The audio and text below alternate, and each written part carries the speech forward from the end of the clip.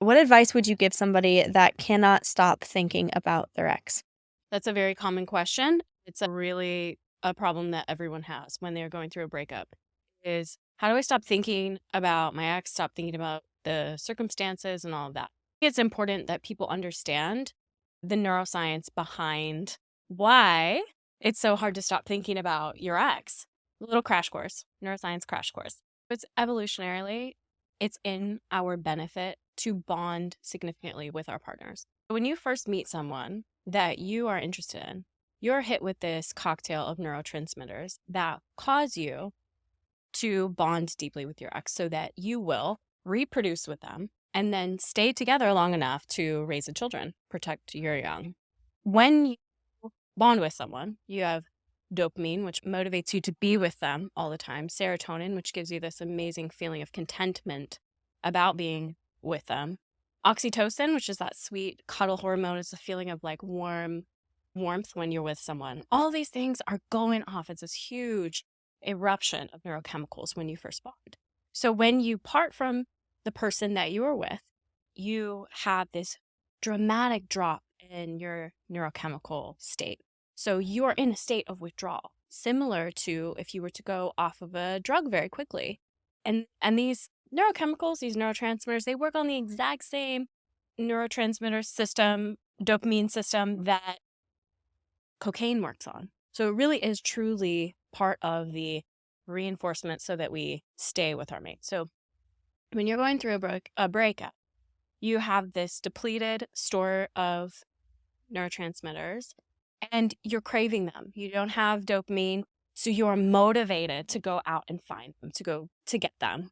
You don't have the serotonin, so you feel discontented. You don't feel good, happy. You feel depressed, that sort of thing.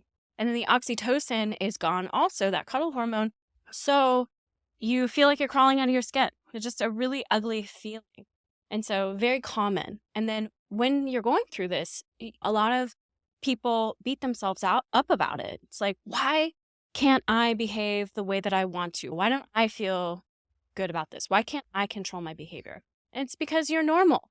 We evolved to be this way. We evolved to connect with each other. So you're perfectly normal if you can't stop thinking about your ex partner. It's just part of it. There are some things that you can do to help mimic or trick the dopamine system so that you feel good again. Some really simple things that you can do are have a little bit of human connection.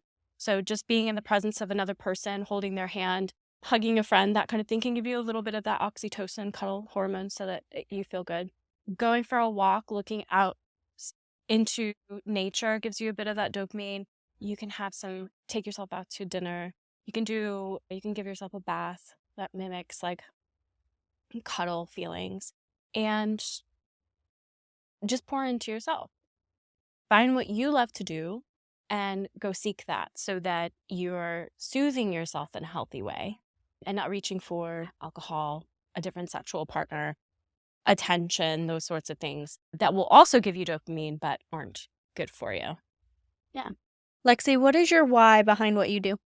Yeah, I went through a really terrible breakup back in the day, and I ignored the red flags from the very beginning of my relationship.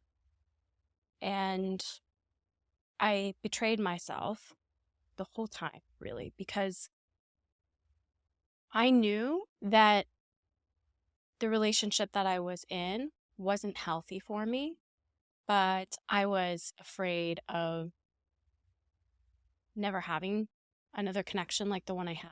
And it was a very strong sexual connection, but we both had really unhealthy habits. So when we first got together, we were using psychedelics. We were doing all kinds of things that were pretty destructive. And it was a very chaotic relationship. And it ended up where I had feelings in my heart, really truly in my intuition. I felt that my partner would cheat on me and that he was unfaithful with other women. And I felt that really from the very first week that I met him. And I didn't trust that intuition. But 4 years later, that exact thing did happen. And I learned a lot from it because rather than blaming him for what happened, I had to look at myself and say, I did see signs that this was happening. I did see signs of danger. I just ignored them. And so my why for why I do this work and why I love this stuff is because I love that woman that I used to be. And I want to hold space for and empower women who are just like I used to be so that they don't have to do they don't have to go through the hard things that I went through, which is end in a really catastrophic breakup that involved domestic violence and infidelity and constant trust issues and all that stuff. I needed, and I think people need, to be able to take responsibility for their own lives. And so I want to empower other women to elevate their relationships and get the really good stuff, because there is an elevated love out there for you, but you have to be willing to look inside yourself for who you really are, what you really want.